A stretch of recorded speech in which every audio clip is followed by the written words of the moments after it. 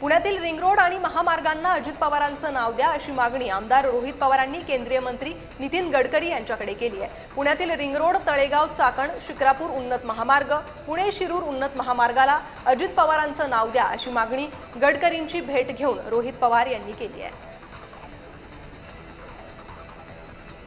गुढीपाडव्याला आधी गिरगावातील रस्त्यांची कामे पूर्ण करा असे निर्देश मंत्री मंगलप्रभात लोढा यांनी अधिकाऱ्यांना दिलेत। मंत्री लोढा यांनी रस्त्याच्या काँक्रिटीकरणाची पाहणी करून आढावा घेतलाय।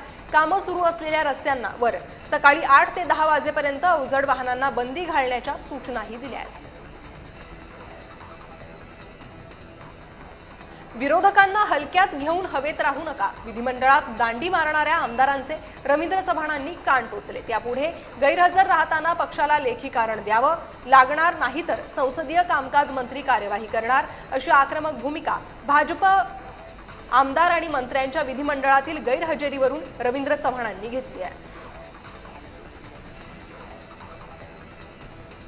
बंगळुरूमधील हॉटेल बंद मागे काँग्रेसचं राजकारण आहे, केंद्र सरकारला बदनाम करण्याचे विरोधकांचं षडयंत्र आहे असा आरोप सुजय विखेंनी केलाय। नागरिकांनी अफवांवर विश्वास ठेवू नये, पंतप्रधान मोदी परिस्थिती हाताळण्यास सक्षम असल्याचं विखे म्हणाले। मनसे अध्यक्ष राज ठाकरे यांच्या उपस्थितीत पदाधिकारी मेळाव्याचं आयोजन हे करण्यात आलंय। मेळाव्यात राज ठाकरे पदाधिकाऱ्यांना मार्गदर्शन करणार आहेत।